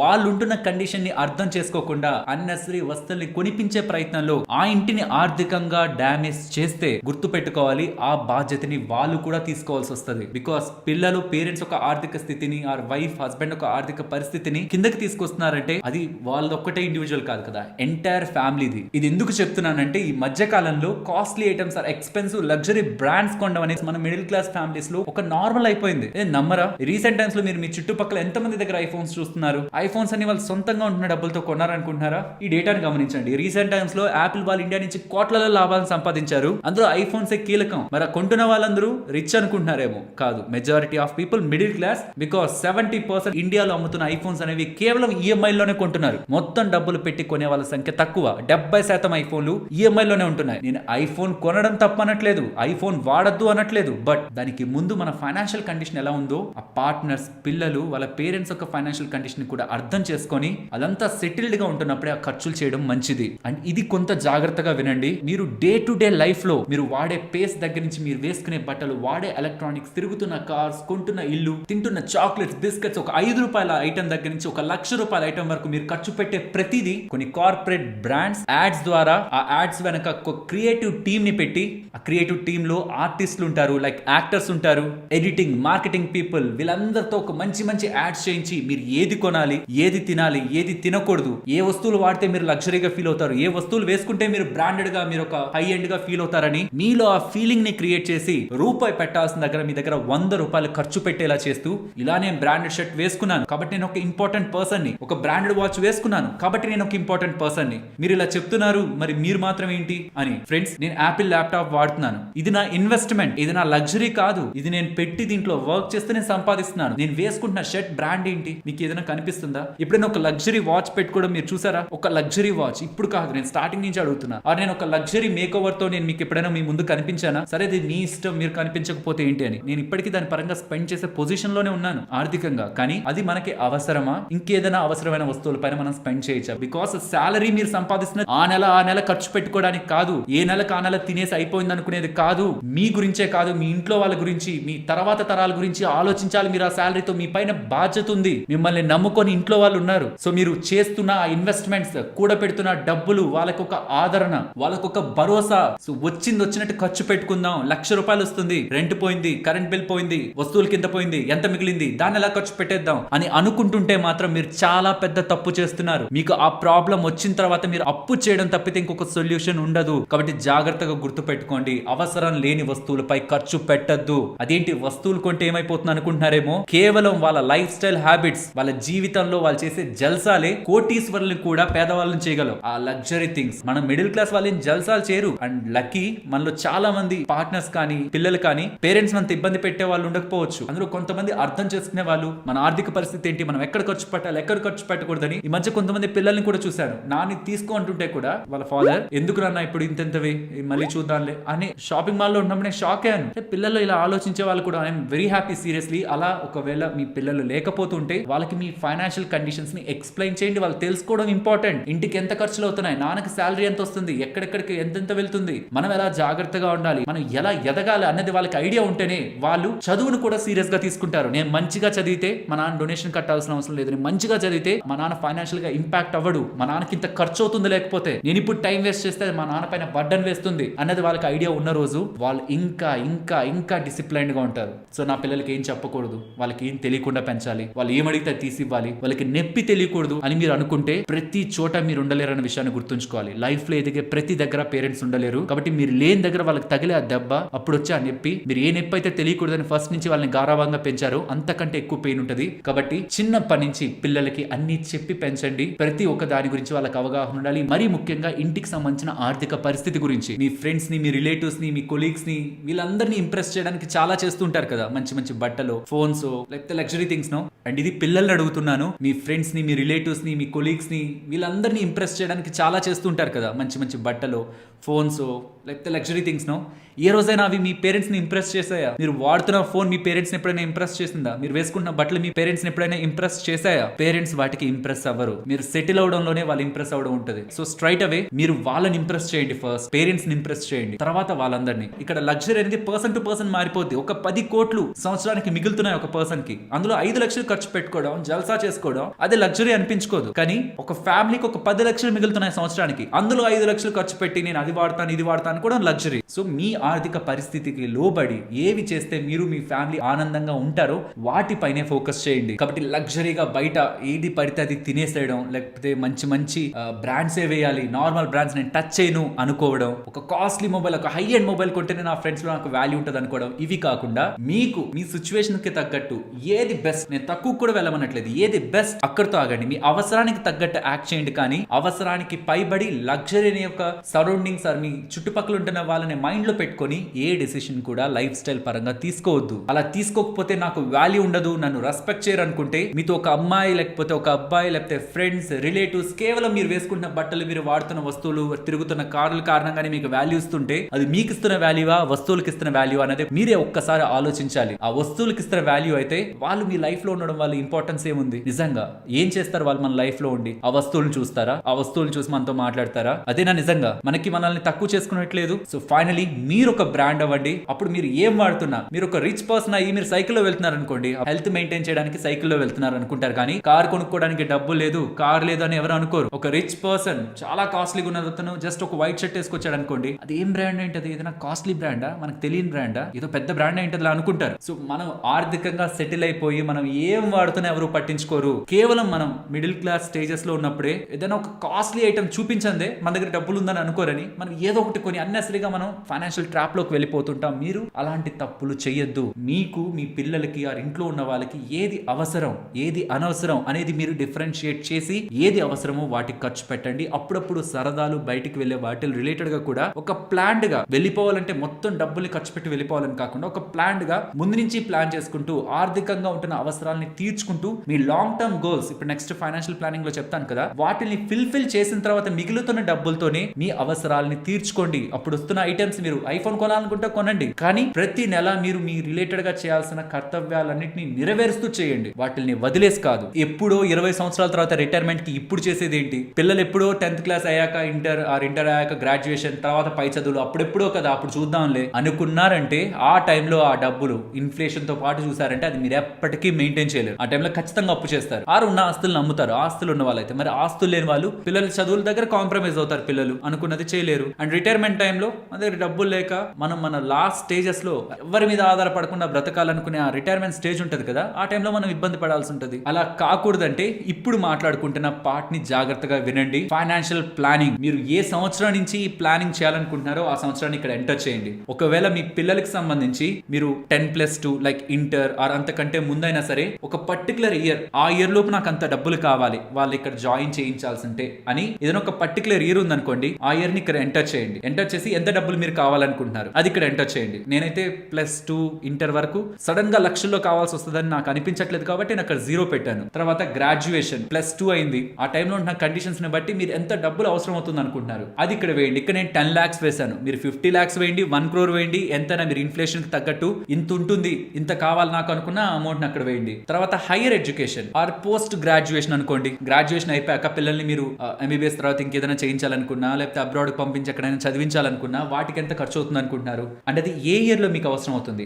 ఆ ఇయర్ ని కూడా అక్కడ వేయండి, ఆ డబ్బులు వేయండి. లేదు పిల్లలు చదువుపై ఇంట్రెస్టెడ్ గా లేరు, వాళ్ళని ఏదో రకంగా మీరు సెటిల్ చేయాలనుకుంటున్నారు, ఒక మంచి బిజినెస్ పెట్టాలనుకుంటున్నారు కానీ మీ దగ్గర అంత స్తోమత లేదు లక్షలు పెట్టేలా. సో ఫస్ట్ నుంచే పిల్లలు చదువు మీద ఇంట్రెస్టెడ్ గా లేరని మీకు అర్థమవుతున్నప్పటి నుంచే ఈ గ్రాడ్యుయేషన్ కి హైయర్ ఎడ్యుకేషన్ కి ఎక్కువ స్పెండ్ చేయడం బదులు ఆ మనీ మొత్తం సేవ్ చేసి ఏ టైం లోపు వాళ్ళ ఎడ్యుకేషన్ ప్రైమరీ అండ్ తర్వాత ఎడ్యుకేషన్ బేసిక్ ఎడ్యుకేషన్ అంతా కంప్లీట్ అవుతుందో ఆ ఇయర్ వేసుకొని వాళ్ళకి అప్పుడు ఒక బిజినెస్ పెట్టించడానికి ఎంత ఖర్చు అవుతుంది, ఒక ₹1 కోటి ఖర్చు అవుతుంది అనుకుంటున్నాను. ఆ టైంలో ఇన్ఫ్లేషన్ చూసుకొని ఏది పెట్టినా ఒక లార్జ్ స్కేల్ లో పెట్టాలి కాబట్టి ₹1 కోటి అక్కడ వేశాను. అండ్ మీకు కింద చెప్పాను కదా మ్యారేజ్ మీరు ఒకవేళ గ్రాండ్ గా చేయాలనుకుంటే ముందు నుంచి మీరు ప్లాన్ చేసి చేయాలనుకునే విధంగా చేసుకోవచ్చు, అప్పులు చేయకుండా ఎటువంటి ఇబ్బంది లేకుండా. సో కాబట్టి కొంతమంది ఉంటారు తప్పేం లేదు గ్రాండ్ గానే చేయాలి, అందరికి గుర్తుండిపోవాలి, 10 తరాలు గుర్తుండిపోవాలి అనుకునేలా, లేకపోతే తల తాకట్టు పెట్టైనా చేద్దాం అనుకునే వాళ్ళు ఉంటారు కదా. సో అలా ఎవరి దగ్గర మనం తాకట్లు పెట్టాల్సిన అవసరం లేదు, అప్పుల్లో కూరుకుపోవాల్సిన అవసరం లేదు. పిల్లలు పుట్టగానే మీరు వాళ్ళ మ్యారేజ్ కి ప్లానింగ్ చేసుకోగలిగితే సో ఏ టైంలో మీ పిల్లలకి మీరు మ్యారేజ్ చేయాల్సి వస్తుంది. నేనైతే 2023లో పిల్లలు పుట్టారనుకుంటే వాళ్ళకి తగ్గట్టు వేశాను. 2050 మీన్స్ ఒక 27 years తర్వాత వాళ్ళకి మ్యారేజ్ చేయాలనుకుంటే నేను ఎంత ఖర్చు పెట్టాలనుకుంటున్నాను, నేను 20 lakhs వేశాను. మీరు ఇన్ఫ్లేషన్ తో చూసుకొని 40-50 మీకు నచ్చినంత అమౌంట్ వేయండి. అండ్ తర్వాత మీరు ఇల్లు కొనాలనుకుంటున్నా, కార్ కొనాలనుకుంటున్నా, ఎన్ని సంవత్సరాలకు అది ఫిల్ చేసుకోవాలనుకుంటున్నారు, మీ డ్రీమ్ ఎప్పటికి ఫిల్ అవ్వాలనుకుంటున్నారు, ఒక ఇల్లు ఎప్పటికి కావాలనుకుంటున్నారు, ఆ సంవత్సరాన్ని ఇక్కడ వేయండి. అండ్ దానికి కావాల్సిన డబ్బుల్ని కూడా ఇక్కడ వేయండి. And me retirement me age ని బట్టి మీరు ఎప్పుడు రిటైర్ అవ్వాలనుకుంటున్నారు. నేను 2060లో రిటైర్ అవ్వాలనుకుంటున్నాను, ఒక ఇన్ఫ్లేషన్ తో చూసుకొని ఆ టైంలో నాకు ఒక 5 కోట్లు కావాలనుకుంటున్నాను. దెన్ ఆ డబ్బులు కూడా ఇక్కడ వేయండి. ఈ మొత్తం డబ్బులు ఇప్పుడు నేను యాడ్ చేస్తే 6,50,00,000 వచ్చింది. అది ఇప్పుడు కాదు కదా మీకు కావాల్సింది. గ్రాడ్యుయేషన్ కి అయితే 2041లో కావాలి, రిటైర్మెంట్ కి అయితే 2060లో కావాలి, అండ్ మిగిలిన వాటికైతే ఒక్కొక్కటి ఒక్కొక్క సంవత్సరంలో కావాలి. సో మీకు అసలు ఎంత డబ్బులు టోటల్ గా కావాలి, 6,50,00,000 దగ్గరగా కావాలి. మీరు అనుకుంటున్న ఒక్కొక్క డ్రీమ్ ఆ ఒక్కొక్క అవసరానికి మీరు ఎంతెంత కావాలో పెట్టుకున్నారు కదా. సో ఈ సెకండ్ సెల్ ఏం చెప్తుందంటే గ్రాడ్యుయేషన్ కి 2041 లోపు 10 లక్షలు కావాలని పెట్టుకున్నారు. ఇది లంసమ్. ఈ lump sum or one time investment ఏం చెప్తుందంటే ఈ సంవత్సరం ప్రెసెంట్ 2023లో ₹130,000 కానీ మీరు 12% రిటర్న్ వచ్చే దాంట్లో ఇన్వెస్ట్ చేస్తే 2041కి మీకు 10 లక్షలు వచ్చేస్తుంది. ఇది ఈ సెల్ చెప్తుంది. అలా ప్రతి ఒక్క దానికి ఇక్కడ మీరు ఏ సంవత్సరంలో మీకు డబ్బులు కావాలి, ఎంతెంత కావాలని వేశాక ఇప్పటికిప్పుడు మీరు ఒక అమౌంట్ ని మీరు ఇంత % రిటర్న్ వచ్చే వాటిలో కానీ ఇన్వెస్ట్ చేసుకోగలిగితే ఈ సంవత్సరానికి మీకు కావాలనుకున్న డబ్బులు వచ్చేస్తుంది. సో వన్ టైం మీ దగ్గర డబ్బులు ఉందా, ఇంత రిటర్న్ వచ్చే దాంట్లో ఇన్వెస్ట్ చేసేయండి. ఇంకా మీరు నెల ఏ ఇన్వెస్ట్మెంట్ చేయాల్సిన అవసరం లేదు. ఆ పాయింట్ ఆఫ్ టైం కి మీకు ఆ డబ్బులు వస్తుంది. ఇక్కడ ఉన్న ఒకే ఒక్క థింగ్ ఏంటంటే ఇంత % 12% రిటర్న్ వచ్చే వాటిలో మీరు ఇన్వెస్ట్ చేయగలగడం. 12% రిటర్న్ ఎక్కడ వస్తుంది? FD లో వస్తుందా? రాదు. గోల్డ్ లో వస్తుందా?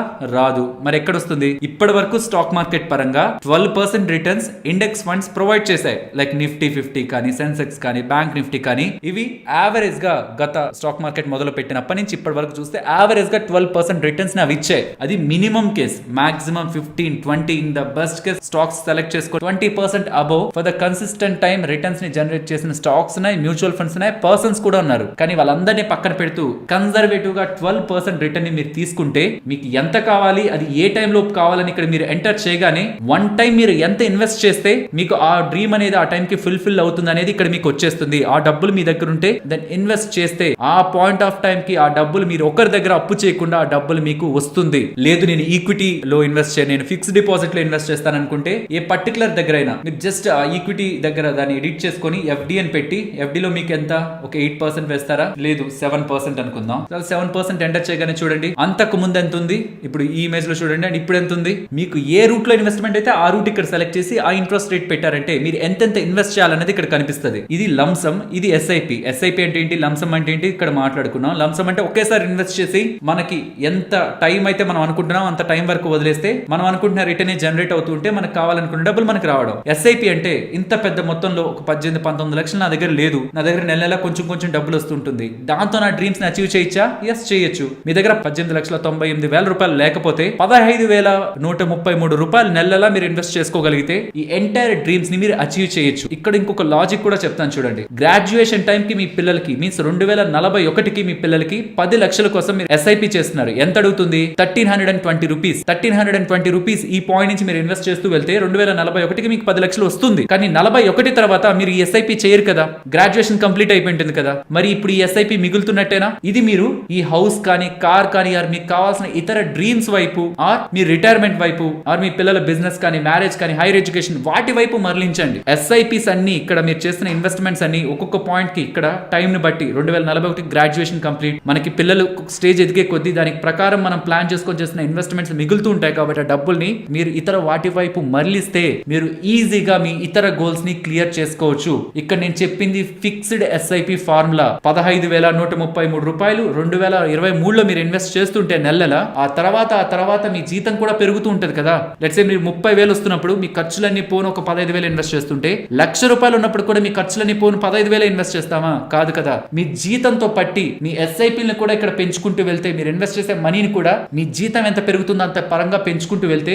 మీరు ఏ డ్రీమ్స్ సంవత్సరాలు ఎన్ని సంవత్సరాలు అనుకున్నారో దాంట్లో హాఫ్ ద టైమ్ లోనే మీరు మీ గోల్స్ ని అచీవ్ చేయొచ్చు. ఇక్కడ నేను ఒక బేసిక్ స్ట్రక్చర్, ఒక బేసిక్ ఫైనాన్షియల్ అలైన్మెంట్ ఇస్తున్నాను. ఈ ఎక్సెల్ షీట్ నేను మీకు కామెంట్ సెక్షన్ లో ఇస్తాను, డిస్క్రిప్షన్ లో ఇస్తాను. మీరు ఎంటర్ చేసి మీకు ఎంతెంత డబ్బులకి ఎంతెంత ఇన్వెస్ట్మెంట్ చేయాలో చూడండి. ఆ ఇన్వెస్ట్మెంట్ ని టైం టు టైం మీ జీతంతో పెంచుతూ వెళ్తే మీరు అనుకున్న గోల్స్ ని, మీ పిల్లలు గ్రాడ్యుయేషన్ కి డబ్బులు కావాలనుకున్నారు 10 లక్షలు, అది మీరు 2035 2032లోనే అచీవ్ చేశారనుకోండి, పెంచుకుంటూ దెన్ ఆ డబ్బుల్ని ఫిక్స్డ్ డిపాజిట్ లోనో ఆర్ లెస్ వోలటైలిటీ ఎక్కువగా మారదనుకునే డెట్ రూట్ లోనో ఇన్వెస్ట్మెంట్ చేసి వదిలేసేయండి దాన్ని. సో అవసరమైనప్పుడు ఫిక్స్డ్ డిపాజిట్ నుంచి మీ పిల్లలకి ఇచ్చేయచ్చు. ఇప్పుడు దాని పరంగా ముందు నుంచి చేస్తున్న ఎస్ఐపీలు ఉంటాయి కదా, గ్రాడ్యుయేషన్ కి చేస్తున్న ఎస్ఐపి ఇప్పుడు మిగిలిపోయింది, దాన్ని మిగిలిన వాటికి వేయండి. మీరు ఇల్లు కావాలనుకుంటున్నా, కార్ కావాలనుకుంటున్నా, లేకపోతే మీ పిల్లలకు సంబంధించిన ఇతర చదువులు, పెళ్లి, రిటైర్మెంట్ ఏది ఇంపార్టెంట్ దానికి షిఫ్ట్ చేయండి. అలా మీ శాలరీ పెరిగే కొద్దీ ఎస్ఐపికి పెడుతున్న డబ్బులతో శాలరీ ఎంతైతే పెరుగుతుంటుందో మీరు చేసిన ఎస్ఐపీలు కూడా అంతంత % పెంచుతూ రండి. అండ్ మీ గోల్ కి తగ్గ ఎస్ఐపి, గ్రాడ్యుయేషన్ కి సంబంధించిన ఎస్ఐపి కంప్లీట్ అయిపోయింది. మీ బిజినెస్ కి 1 crore ఉంచాలనుకున్నారు, అది కూడా ఉంచేశారు, 1 crore పోగైంది, దాన్ని తీసుకుని FD లోకి వెళ్ళండి, అది సెట్ అయిపోయింది. ఇప్పటి వరకు వాటికి వేసిన ఎస్ఐపీలు ఇప్పుడు మిగిలిపోయినట్టు కదా. ఇప్పుడు ఈ మంత్ నుంచి అవి క్లియర్ అయిపోతే, ఏ పాయింట్ కి అయితే అవి క్లియర్ అయితే ఆ మంత్ నుంచి అవి మిగిలిపోతున్నట్టే కదా. వాటిని మీకు నచ్చిన వాటి వైపు మరలిస్తూ మీ ఇతర ఫైనాన్షియల్ గోల్స్ ని ఇంకా క్విక్ గా అచీవ్ చేయడానికి మీకు ఫైనాన్షియల్ ప్లానింగ్ ఎంతగానో హెల్ప్ అవుతుంది. మీరు ఏం కావాలనుకున్నా చేయొచ్చు, మీరు ఒక 20-10 సంవత్సరాల ముందు ప్లాన్ చేస్తే. సో ఇక్కడ నేను చెప్పాలనుకుంటున్నది, ఆశ పడడం తప్పు కాదు. నాకు 5 కోట్లు కావాలి, నా పిల్లలకి మంచి చదువునివ్వాలి, నా పిల్లలు మంచిగా సెటిల్ అవ్వాలి, నా పిల్లలకి భారీగా హంగు ఆర్భాటాలతో ఘనంగా పెళ్లి చేయాలి, ఇవి ఆలోచించడం తప్పు కాదు, ప్లాన్ చేయడం తప్పు కాదు, ఆశించడం కోరుకోవడం తప్పు కాదు, ప్లాన్ చేయకపోవడం తప్పు, మీరు ప్రాపర్ గా ప్లాన్ చేయకపోవడం తప్పు. మిడిల్ క్లాస్ వాళ్ళు మిడిల్ క్లాస్ లోనే ఎందుకు ఉండిపోతాం అంటే, ప్రతి నెల మనకు వస్తున్న డబ్బుల్ని ఆ నెలే ఖర్చు పెట్టాలని చూస్తాం, ఆ నెలలోనే మొత్తం అయిపోవాలి. రెంట్ ఎంత కట్టాం, కరెంట్ బిల్ ఎంత కట్టాం, ఖర్చులు ఎంత పోయాయి, మిగిలింది ఏదో రకంగా ఖర్చు పెట్టాలి, దాచకూడదు, ఇన్వెస్ట్ చేయకూడదు. అప్పులకి ఇస్తూ ఉంటాం ఎదిగే ప్రయత్నంలో, నాకు కొంచెం ఇవ్వు, నాకు కొంచెం అంటే అప్పులకి ఇస్తూ వాళ్ళని అడుక్కుంటూ ఉంటాం, తిరిగివ్వు అని. పిసినారుగా బ్రతకడం తప్పు కాదు. మన ఇంట్లో వాళ్ళ అవసరాలు, మన అవసరాలు తీర్చుకుంటూ వాళ్ళకు ఒక మంచి భరోసాతో ఒక లైఫ్ నిస్తూ పిసినారుగా బ్రతకడం తప్పు కాదు. మనం కావాలనుకున్న కోరికల్ని ప్లాన్ చేసి తీర్చుకోవచ్చు. మీరు ప్లాన్ చేయాలి ఫస్ట్. అండ్ దీంతో పాటు ఇంకొంచెం కిందకు వచ్చారనుకోండి,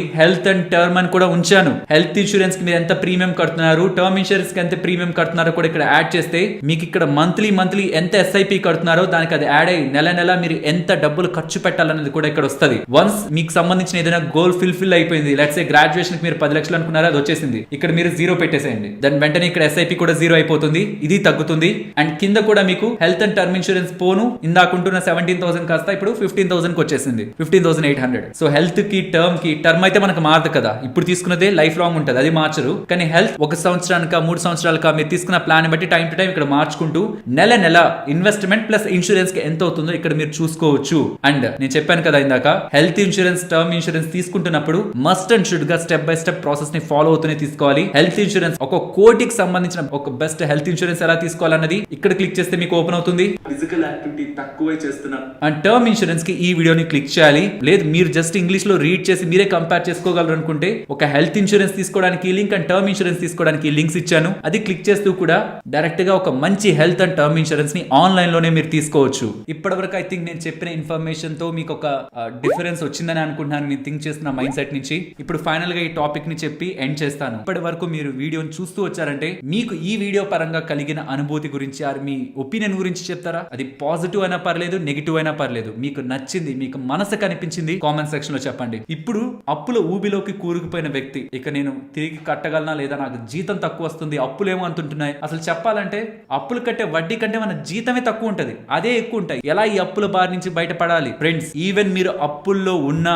అప్పుల బారిన పడి ఇబ్బందులు ఎదుర్కొంటున్నా, ఆ పాయింట్ లో కూడా మీకు ఏదైనా డబ్బులు మిగిలితే అప్పుల కంటే ముందు ఒక హెల్త్ ఇన్సూరెన్స్, ఒక టర్మ్ ఇన్సూరెన్స్ తీసుకోండి. ఎందుకంటే అంత కష్టాల్లో ఆర్థికంగా అంత దెబ్బలు తిని మనం చాలా లో స్టేట్ లో ఉన్నప్పుడు దానిపైన హెల్త్ ఇంపాక్ట్, మన ఆరోగ్యం, మన ఇంట్లో వాళ్ళ ఆరోగ్యం, లేకపోతే మనకేదైనా జరిగితే అప్పుల వాళ్ళందరూ ఇంట్లో వాళ్ళని ఇబ్బంది పెట్టకుండా మన ఇంట్లో వాళ్ళని ఒక ఆర్థికంగా స్టేబుల్ చేసే ఎలిమెంట్స్ ఈ రెండు. Health insurance and term insurance ఎటువంటి పరిస్థితుల్లో ఉన్న వాళ్ళైనా మస్ట్ అండ్ షుడ్ గా దానికి ఖర్చు పెట్టండి. ఫస్ట్ ఖర్చు పెట్టారు, తర్వాత మిగిలిన ఖర్చులు ఏమున్నాయో చూడండి. మీ డే టు డే అవసరాలు, మీది, మీ పిల్లలది, ఇంట్లో వాళ్ళది, అందులో లగ్జరీ ఆర్ బేసిక్ అవసరాలు కానివి ఏమున్నాయో అన్నిటినీ కట్ చేయండి. మొత్తం ఒక పూర్ ఫ్యామిలీ లా కొన్ని నెలలు బ్రతికినా తప్పు లేదు. అంటే అధికంగా అప్పుల్లో కూరుకుపోయిన వాళ్ళ గురించి చెప్తున్నాను. కొన్ని నెలలు మన లైఫ్ స్టైల్ ని కట్ చేసుకొని ఆ మిగిలిన డబ్బులు వస్తుంది కదా ఇప్పుడు, దాంతో అధికంగా వడ్డీ ఎక్కడెక్కడైతే మనం పే చేయాల్సి వస్తుందో ముందు ఆ లోన్స్ ని క్లియర్ చేయాలి. అండ్ ఇంకొకటి, ఈ ట్రాప్ లో పడ్డాక డబ్బులు అవసరమై క్రెడిట్ కార్డ్ లోన్స్ తీసుకుంటూ ఉంటారు. ఇది పెద్ద తప్పు. క్రెడిట్ కార్డ్ లోన్ తీసుకొని మీరు సకాలంలో కట్టలేకపోతే ఆ కట్టలేని కారణంగా మీ సిబిల్ స్కోర్ ఇంపాక్ట్ అయ్యి రేపు పొద్దున మీరు హోమ్ లోన్ కి వెళ్ళినప్పుడు వడ్డీ రేట్లు పెరగడం కారణంగా లక్షల్లో మీకు అధికంగా పే చేయాల్సి వస్తుంది.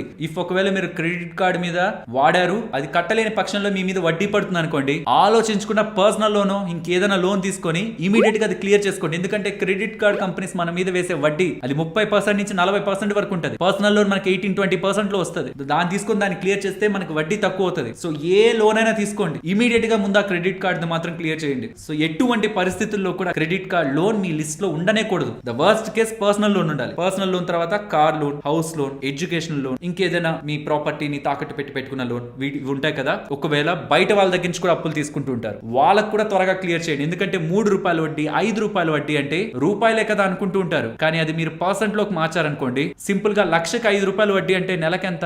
5,000. సంవత్సరానికి ఎంత? 60,000. అంటే అది వాళ్ళు నెల కలెక్ట్ చేస్తారు మళ్ళీ. సో అది ఇంకా ఎక్కువ యాక్చువల్ గా చెప్పాలంటే. సో లక్షకి మీరు సంవత్సరానికి 60,000 కడుతున్నారు అంటే 60% వడ్డీ యాక్చువల్ గా ఇయర్ కి తీసేసుకున్నాను. కానీ నెల మీరు 5,000 కడుతుంటారు కదా, దాని ప్రకారం చూస్తే అది 70-80% కూడా వడ్డీ ఉండొచ్చు. అది మీరు మంత్లీ ఇచ్చేస్తున్నారు కాబట్టి డబ్బులు వాళ్ళు ఏం ఇయర్ ఎండ్ లో క్యాలిక్యులేట్ చేయట్లేదు కాబట్టి. సో కాబట్టి బయట నుంచి తెచ్చిన వడ్డీ ఇవన్నీ ఒకసారి క్యాలిక్యులేట్ చేసుకొని ఏదేది ఎక్కువ ఉందో ముందు అది పెట్టండి. బేసిక్ అవసరాలు తప్పించి మిగతా అన్నిటి మీద సేవ్ చేసి ముందు ఫస్ట్ ఎక్కువగా వడ్డీ ఉన్నది క్లియర్ చేసేసేయండి. తర్వాత మిగిలినవి స్లోగా ఒక్కొక్కటిగా క్లియర్ చేసుకుంటూ ఈ హౌస్ లోన్లు, ఎడ్యుకేషన్ లోన్లు, ఈవెన్ కార్ లోన్ కూడా ఓకే, అవి మెయింటైన్ చేయొచ్చు మనం, అంటే నెల కట్టుకుంటూ పోవచ్చు. కానీ ఈ బయట నుంచి తెచ్చిన వడ్డీలు, అధిక వడ్డీలు, credit card and mostly personal loan వరకు క్లియర్ చేసేంత వరకు, ఈ 3 క్లియర్ చేసేంత వరకు మాత్రం మీ లైఫ్ స్టైల్ ని పూర్ పీపుల్, పేదవాళ్ళు ఎలా బ్రతుకుతారో అక్కడికి తీసుకొచ్చి మిగిలిన డబ్బులతో వాటిని క్లియర్ చేయలేదు. మోస్ట్లీ 1-2 ఇయర్స్ లో క్లియర్ అయిపోయేలా ఉంటే ఆ 1-2 ఇయర్స్ మనం పడ్డ కష్టం, అనుభవించిన లో స్టాండర్డ్ లైఫ్ మీకు మెంటల్ గా ప్రశాంతతనిస్తుంది. ఆర్థికంగా వచ్చే స్వేచ్ఛ కంటే